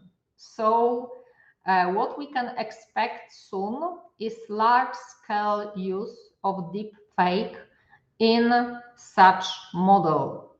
So it will be really dangerous if perpetrators will mix deep fake with spoofing, caller ID spoofing, IP address spoofing, and other forms of spoofing, because it will be very difficult to find that there was an impersonation, that there was an identity theft, and the perpetrator is not a perpetrator but a victim. So it will be very tricky for law enforcement. Rafał was talking about deep fake and what are the, let's say, methods, and of course, what is the dangers, what are the dangers related with deep fake. This technology has been launched as a powerful weapon in today's disinformation wars. One can no longer rely on what one sees or hears. Moreover, coupled with the reach and speed of the internet, social media, and messaging applications, deepfakes can quickly reach millions of people in an extremely short period. With regard to such a short time frame, deepfakes present considerable potential for a range of malicious and criminal purposes, which includes, for example, destroying the image and credibility of an individual, disrupting financial markets, or distributing disinformation and manipulating public opinion. As Rafał showed, we have different categories of deepfake. So I will just skip it, not to say about it once more. And of course, the problem is that it is not a problem to create fake face, because on internet, fake face generators are available and can be used in many ways, creating fictional characters. So all the images shown above come from the face generator. This is serious problems. Of course, to laugh a bit, there are also specific generators that, for example, provide AI image that can be used, for example, to create fake profile pictures in social media or in, for example, Tinder profile. So If there is a service like this, it means that there was a market for services like this. What's important, most disinformation attacks are social engineering based. That is why it is so important to develop cyber hygiene and information verification skills. According to research by Eurostat, only 16% of Poles verify information found on the internet. So this is a problem. We believe in everything we see or hear. Hungarians are far more critical if we are talking about online content, and are above the European Union average. So those attacks are not so, let's say, successful in Hungary. How to combat disinformation and the techniques used by those responsible for disinformation? It is not only the criminalization of specific conduct that is important, but also the administrative regulations under which it is possible to restrict the distribution of certain content or to limit spoofing. A new regulation in Poland is law on countering abuse of electronic communications that will enter into force on 25th of September. So we will have a definition of abuse of electronic communication and the definitions of so-called smishing, caller ID spoofing, unauthorized modification of address information, and the generation of artificial traffic. So those actions will be considered as abuse of electronic communication and will be prohibited. Moreover, this law also contains criminal provisions. So we will have criminal responsible for sending so-called smishing messages, and we will have criminal responsibility for those who are responsible for spoofing, including caller ID spoofing. To conclude, because we are out of the time,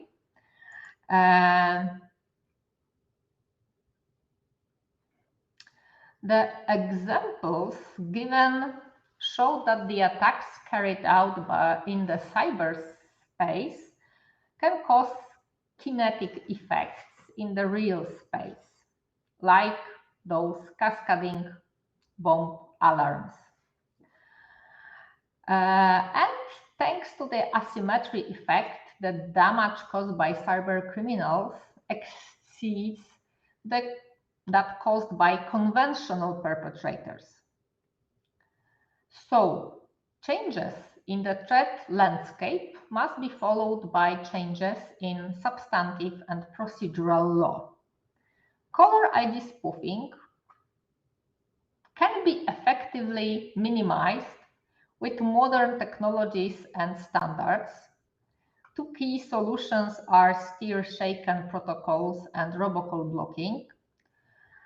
But the problem is that all operators around the world must update their systems to support these protocols. The development of cybercrimes leads to revision of current legal regulations and development of instruments of international cooperation in cybercrime cases, or the identification of new areas of criminological research. In order to effectively mitigate the attacks analyzed during the presentation, not only international cooperation, but also mass education about cybersecurity and cyber hygiene is required. It's I think the best way to fight with disinformation, to educate people how to verify information and give them some tools to do that. So it is my final slide. Thank you very much for your attention. And thank you, Santa, very much, because you inspired me with your comment on the chat. And I was thinking, why we do not use this, let's say, rules from the Polish Criminal Code related with terrorism, because it will make, let's say, the criminal responsibility for those who do not inform about the threat also possible, and it will provide us a new tools, because if we are talking about terroristic attacks, let's say we have all this regulation related with terroristic attacks, including fast track to achieve some information from, for example, banks, because of course perpetrators pay for these specific services, like, for example, IP addresses for spoofing, services to generate, for example, deep voice or deep face, or caller ID spoofing, because those websites with these services are also paid. So I will analyze it from that point of view, because I never saw that Polish prosecutors use this regulation in that case. Maybe because we have really high, let's say, penal responsibility for perpetrators, because 8 years in when you send one information about a bomb, and 12 if we are talking about so-called cascade bombing alarm, is really high. So maybe because of that, they were not thinking how it's possible to use also all these tools provided for fighting terrorism. Okay, so now I have a question. If you have any question to my presentation.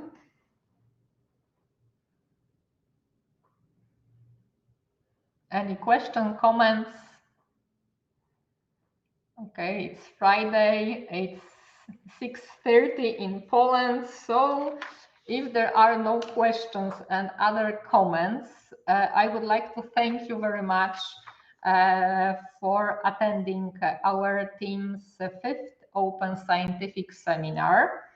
I would like to warmly invite you to the last seminar, which will be held on 6th of October, and will focus on electronic evidence in criminal proceedings. In October, in Poland, we start academical classes, so I hope all my students will join us and will be present on the seminar. You can ask your students to join, and of course, all the seminars are recorded and available on YouTube. So our seminar can be also very useful for providing some additional knowledge for students. So of course, not only me, but also Rafał and Piotr will be recommending to our students to let our students know if they enjoy this recordings. And I also suggest you to, for example, ask students to join our last seminar on October, if you will have this opportunity. Okay, so thank you very much and see you on October. Thank you very much. Bye. Have a good weekend. Okay, thank you. Thank you. Have a nice weekend. Thank you. Thank you. Have a nice Bye-bye. weekend. Thank you. Bye.